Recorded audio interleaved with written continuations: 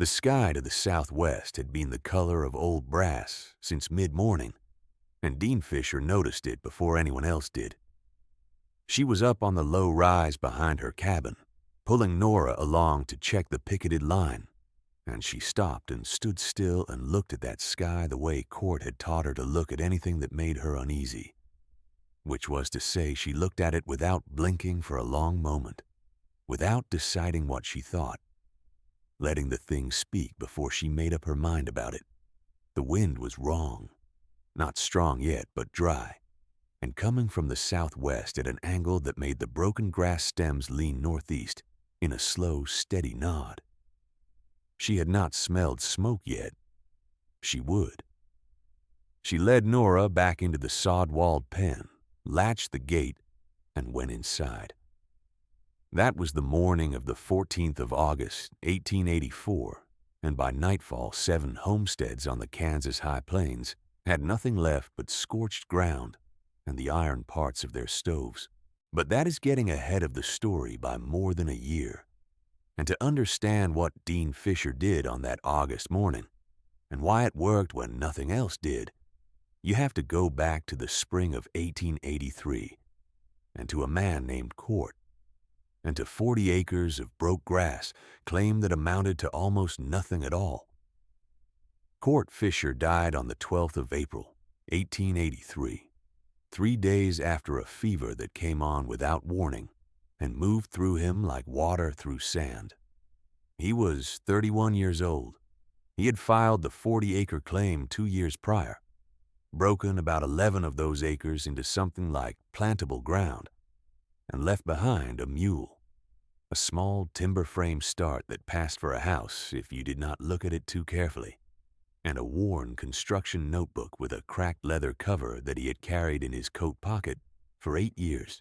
He had kept it since his apprenticeship in Ohio, where a builder named Semler had made him write down every measurement he took and every material he used and every decision he justified, because Semler believed a man who could not explain a choice in writing could not defend it when the thing fell down.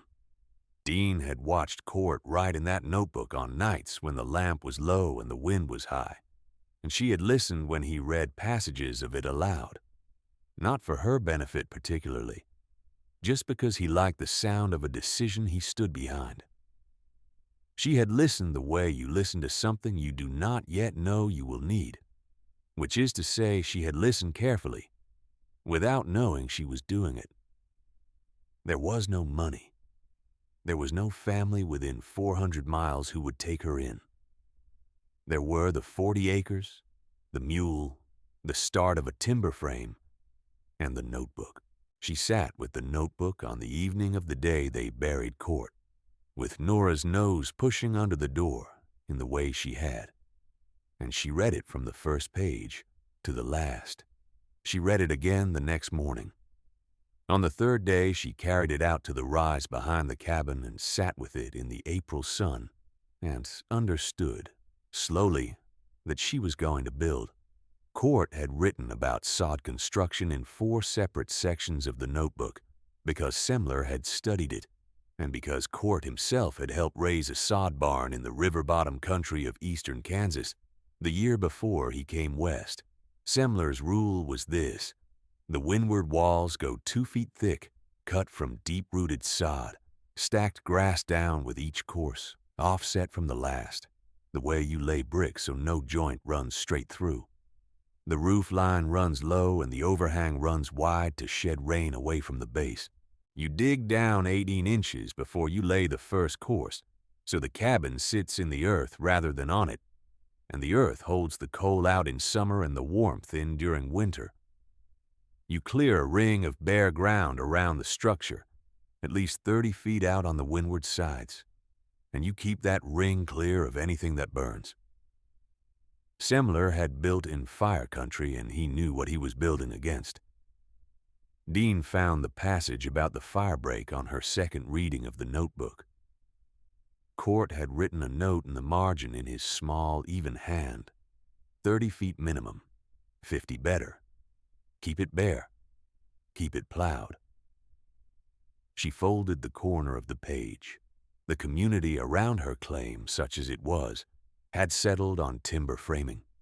There was a mill 22 miles east, and the frames went up fast and looked, from the road, like something a person had meant to build. The Voss claim ran along Dean's east fence line. Emmett Voss had a frame house with a proper window cut on the south side and a porch no bigger than a handcart, and he sat on it most mornings when the weather allowed. He was the kind of man who understood a thing by the way it looked from a distance, and who trusted that understanding completely, and he was rarely alone when he held court on that porch, because the men of the surrounding claims had a way of finding their way to Voss's store when they needed supplies, and lingering. Dean broke ground on the sod cabin in June of 1883, using Cart's instructions and Court's notebook and the straight-edged cutter she had found hanging in the lean-to. She cut her first bricks from the undisturbed sod on the north quarter of the claim, where the root mat was deepest and the grass had not yet been broken, because Court had written that the old roots are the binder and you want the oldest roots you can find. Each brick was 12 inches wide and 24 inches long and 3 inches deep, and they came up from the earth with a sound like something letting go. She stacked them on the low wooden skid she had built from the salvaged timber of the original frame start, and Nora pulled the skid, load by slow load, to the dig site. She had dug the foundation trench herself, 18 inches down, working from the northeast corner around, so the windward wall would go up first. The walls of a soddy are not quick work. They are patient work, which suited Dean, who moved without hurry when she had decided on a thing. Clara Pruitt came by in the second week of June, walking the fence line from the south as she sometimes did when she had a reason. Clara was a small woman of about 40, with a husband who kept himself busy on their claim and rarely interfered in anything Clara chose to do. She stood at the edge of the dig and looked at the half-laid first course of the windward wall and at Dean stacking bricks in the afternoon light, and did not say anything immediately, which was one of the things Dean had always valued about Clara. "You're going to do this, then," Clara said at last. "I am," Dean said. Clara nodded. She looked at the bricks. "Court's idea?" "Court's and Semler's." "Who is Semler?" "A builder in Ohio who knew what he was doing." Dean set another brick in place and stepped it level with the heel of her boot. He knew about fire. Clara did not ask what she meant. She stayed another 20 minutes watching and then went home along the fence line. The story at Voss's store went differently. It was late July, and Dean had the windward wall up to 4 feet, and the north and south wall started, and the work was visible from the road that ran along her east fence line if you were looking. Emmett was always looking. He had 3 men with him that morning, Delbert Crane and the Sawyer brothers, Owen and Pete, and they had come for nail stock and stayed, as they generally did, to look at the world and talk about it. "Fisherwoman's still at it," Owen Sawyer said. He was leaning on the porch rail with a coffee can in his hand. Got herself about 4 feet of dirt wall and a mule for a neighbor. Emmett did not smile exactly, but his expression settled into something like satisfaction. "That's Fisher's hole," he said. "That's what it is. She's digging herself a hole and calling it a house." He looked down the road for a moment. "Give it a month. It'll fall in on itself and she can start again." The name caught, the way a name does when it fits the speaker's understanding of the thing. Fisher's hole. Delbert Crane used it that same afternoon when he mentioned it to his wife, and his wife mentioned it at the church social the following week, and by August the label was on the road like something planted. It came back to Dean through Clara, who delivered it without relish and with an apology already in her posture. Dean received it the way she received most things from that porch, which was without visible reaction. She was eating a cold supper when Clara told her. She set her fork down, considered the name for a moment, and picked her fork back up. They can call it what they like. she said. I know they can, Clara said. I'm sorry it's been said. No need, Dean told her. A name doesn't change the walls. If you have ever seen it asked of this kind of situation, can I receive comfort in your favor? Well, if this story speaks to the patience that kind of judgment requires, I hope you'll carry it with you and pass it on. Reverend Aldous Hale came by in early September, riding his circuit, and stopped at Dean's claim on what he called a pastoral visit.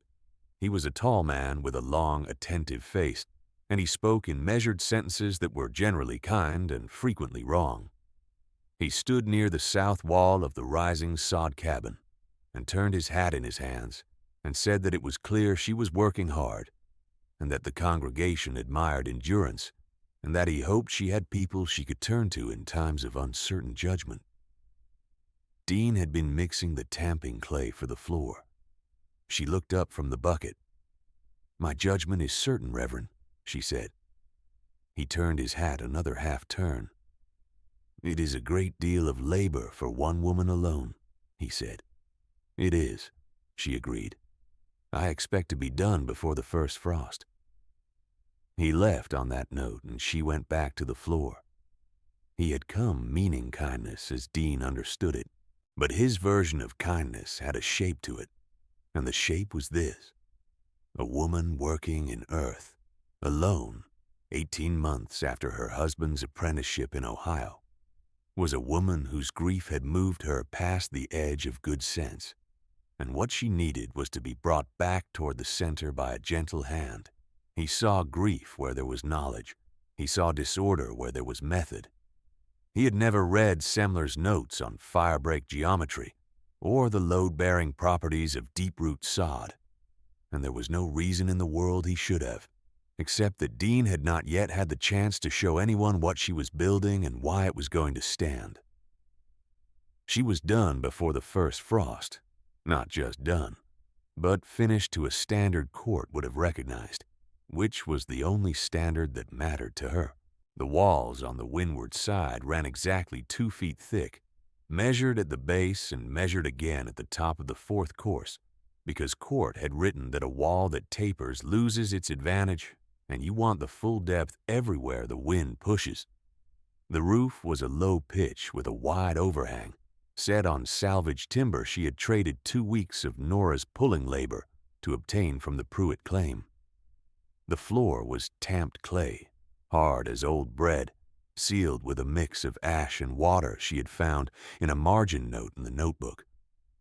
The single window faced south, small and set high, the way Semler specified for a fire country structure.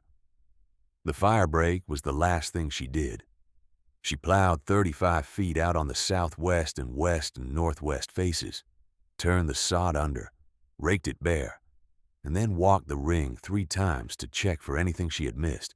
The plowed ground looked raw and odd from the road, a wide bare collar around the low dark shape of the cabin, and it drew comments.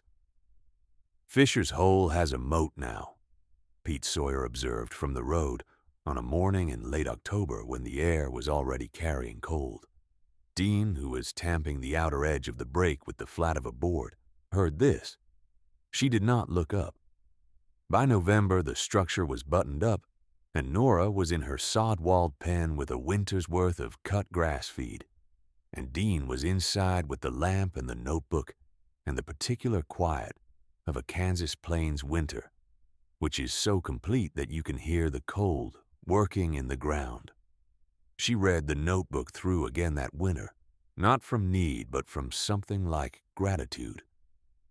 Semler's notes were precise and without sentiment, but Court had added his own observations in the margins, and those margin notes were the book's warmth. He had written in a cramped hand beside the section on windward wall thickness. A wall that cannot be pushed does not announce itself. It just stands. Dean read that line in December with the wind pressing on the west wall and finding no purchase, and she understood what he had meant by it. The winter passed. She planted corn and sorghum on the broke-ground acres in the spring and worked the rest of the claim through the long Kansas summer.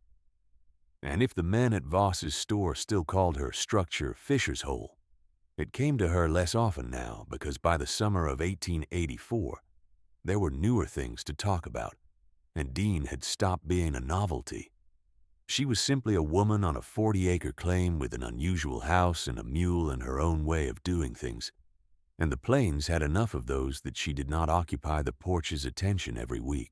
August 1884 was dry in the way that August on the high plains can be dry, which is to say not merely without rain but without the memory of rain. The ground cracked and the grass standing stiff and pale as old straw. The creek that crossed the southeast corner of Dean's claim had been down to a trickle since July and was gone by the second week of August. And the air had that particular electric quality that Court had described in the notebook, written during the summer he spent in the river-bottom country, as a feeling like the sky is deciding something. On the 13th of August, she climbed the rise behind the cabin at evening to check the sky as she had gotten in the habit of doing, and she saw nothing that concerned her yet, just the pale, flat horizon and Nora working along the fence, and the particular stillness that precedes a shift in weather. She went to bed with the notebook on the crate beside her. On the morning of the 14th, the sky to the southwest was that old brass color, and the wind was steady and wrong, and she knew. She did not panic because panic was not a thing she had much practice with, and because there was a list of tasks that wanted doing, and panic was not on it. She moved Nora into the sod pen and latched the gate with the iron pin. She pulled the cabin door and checked the fit of it in its frame, the tight, dry clay seal Court had specified for the windward face. She pulled her water barrel to the south side of the cabin, away from the wind. She wetted down the 2 small strips of cut grass she had stored in the lean-to that backed against the north wall, because wet feed does not catch. And she had thought about this moment, or a moment like it, since she had first read Semler's notes on fire and understood what the firebreak was for. Then she went inside, and she sat on the tamped clay floor with the notebook open to the section on sod wall performance, and she read Court's margin note again. A wall that cannot be pushed doesn't announce itself. The fire started 14 miles southwest of her claim, as she would learn later. It was dry lightning that lit it, in a field that had not seen rain in 6 weeks, and the wind that had been coming from the southwest all morning carried it northeast at a speed that the families in its path had no preparation for and no structure to meet. The Crane family lost their timber frame house and their barn by mid-afternoon. Delbert Crane got his family out through the east window, and they walked to the road with what they could carry, and the house was ash before they reached the fence line. The Sawyer brothers' claims were next in the fire's path. Owen Sawyer lost his frame house and his grain store. Pete Sawyer's house was spared the worst of it by a 1/4 mile of gap in the wind's angle, but his barn and all the hay he had put up were gone by evening. The Gorman family, 2 miles north of the Sawyers, lost their house and their smokehouse and their winter stock of salted meat. 2 other homesteads on the fire's northeast track lost structures. The Renfrew family, who had built a good solid frame with proper joinery and were known for it, stood in the road and watched it go. One man was badly burned. That was a neighbor named Haas, from a claim east of the Gorman land, who had gone back for his tools when the fire shifted and moved faster than he had calculated. He survived, but his hands would never be right again. 7 homesteads lost structures. 2 families had nowhere to sleep that night but other people's floors. Dean's claim sat in the path of the fire as clearly as any of them. The fire came through the broken grass ground west of her, and the smoke was so thick by mid-afternoon that she had wet a cloth and pressed it against the crack under the door. Another thing from the notebook, and the notebook was open on the floor beside her where the light through the high south window could reach it. She heard the fire before she saw it, a sound like a long breath being held and then released, and she felt the heat shift in the air even through the sod walls, a dullness to it rather than an edge. The walls did not glow. They did not smoke. There is no water in a dry summer wind, but there is water in old root-bound earth, and sod walls do not ignite, because there is nothing in packed mineral earth and compressed plant matter, stripped of its air, that a surface fire can take hold of. Semler had known this and written it down, and Court had read it and written it in the notebook, and Dean had read it in the notebook and built accordingly. The firebreak did its work in silence. The bare, plowed ring around the cabin gave the fire nowhere to go on the windward approach, and the fire moved around the clear ground the way water moves around a stone in a stream, not because the stone is stronger than the water, but because there is simply nothing there to carry it forward. She could hear it passing on the west side, the burn crackle of the dry grass outside the break, and then she could hear it moving north and east, carrying on, and then it was moving away, and the air inside the cabin began to cool again by small degrees. She sat on the floor for some time after the sound was gone. She was not trembling. She was aware of Nora in the pen outside, silent and steady the way Nora always was, and she was aware of the notebook open on the floor, and she was aware of a kind of completeness to the moment that she would not have been able to put into words precisely, which was that the thing Court had read and taught and written down had worked exactly as it was supposed to work, and that was its own reply to every name the porch had hung on it.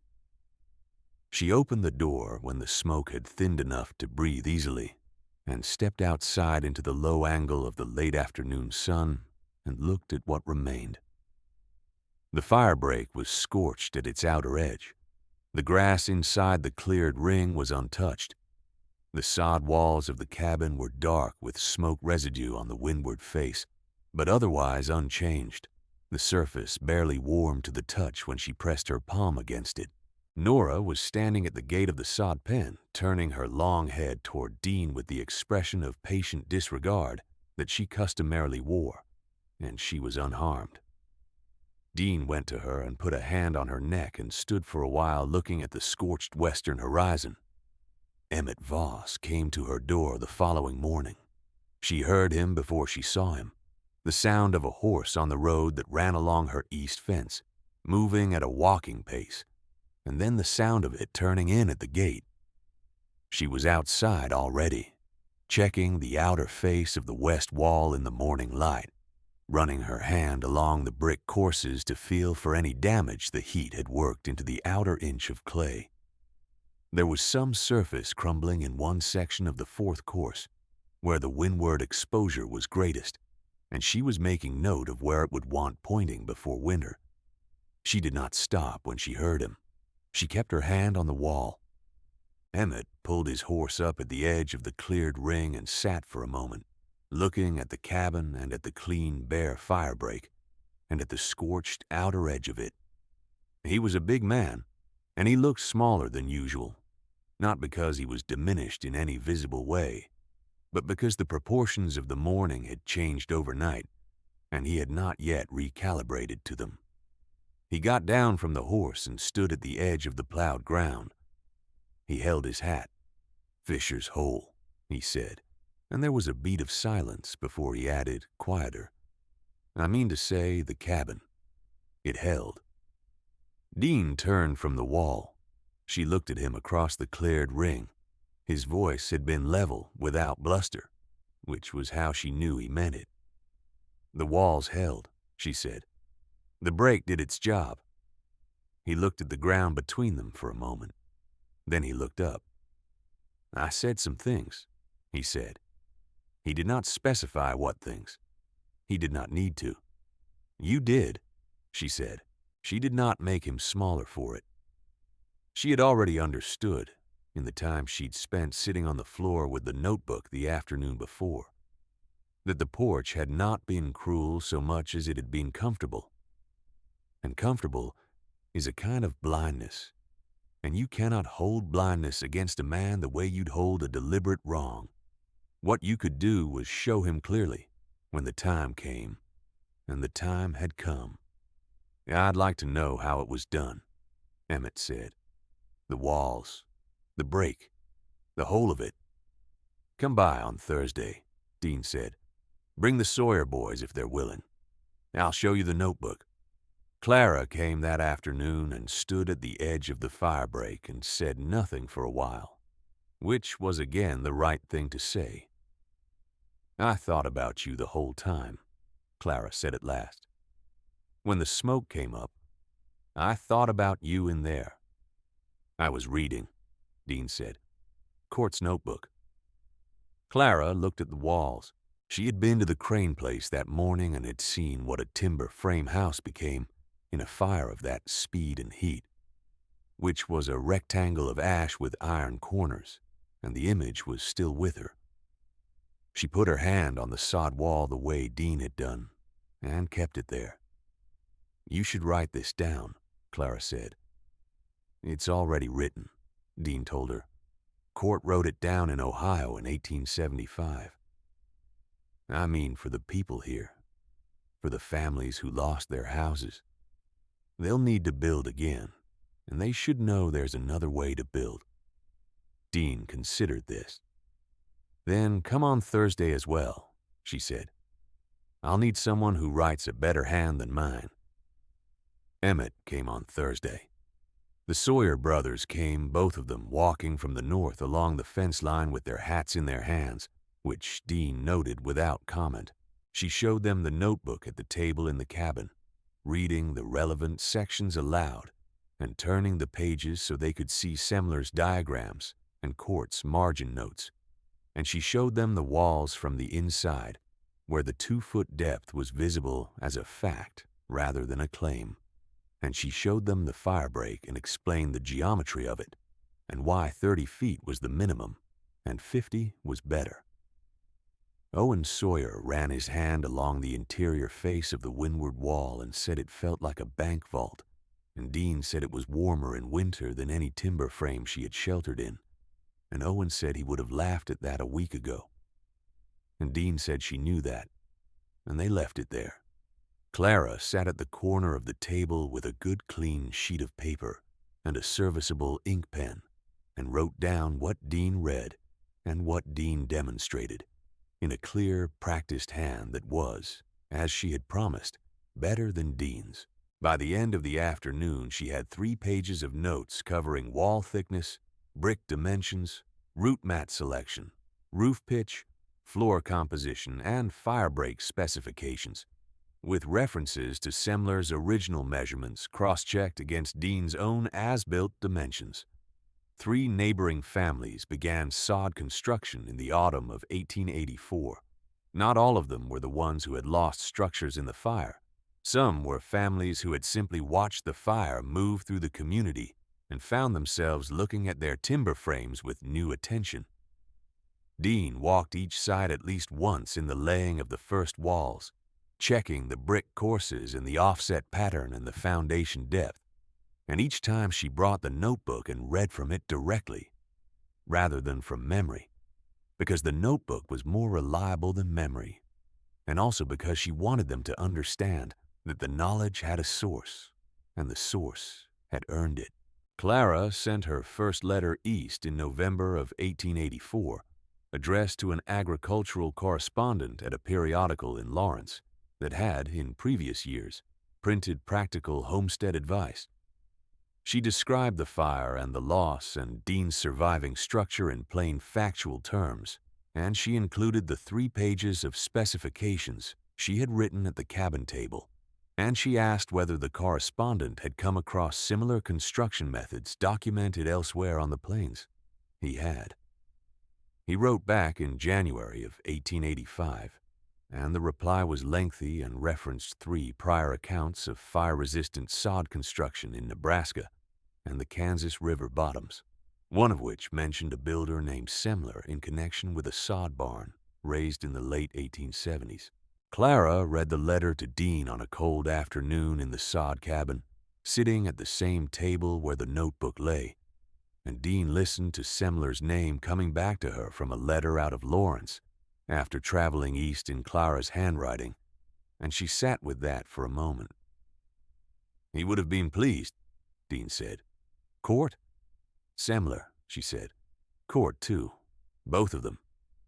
Reverend Hale came in the spring of 1885 as part of his circuit, and this time he came with a purpose. He had visited two of the families that had lost their frame houses in the August fire and had seen them rebuilding in sod, and had heard Dean's name connected to the method, and his understanding of the situation had been revising itself slowly since the previous August, the way a large structure revises itself when you discover the load is different from what you calculated. He stood outside the cabin in the April sun with his hat in both hands, which was a different posture from his last visit. "I spoke carelessly before," he said, "about judgment."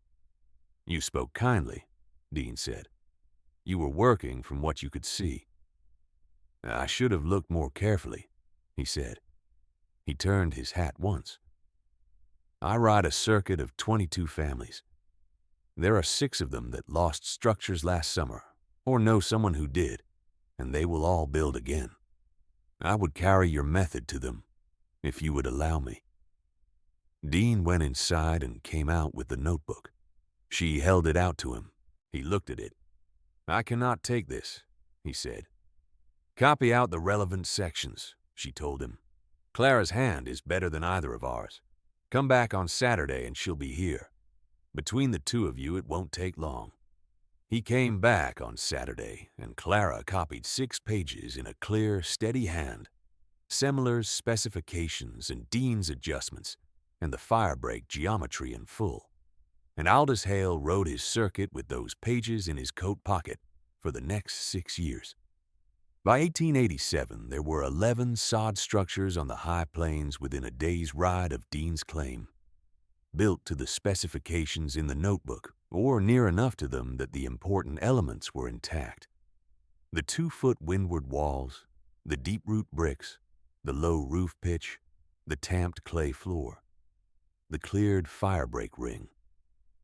Not all of them were built by people who had spoken badly of Dean Fisher in 1883.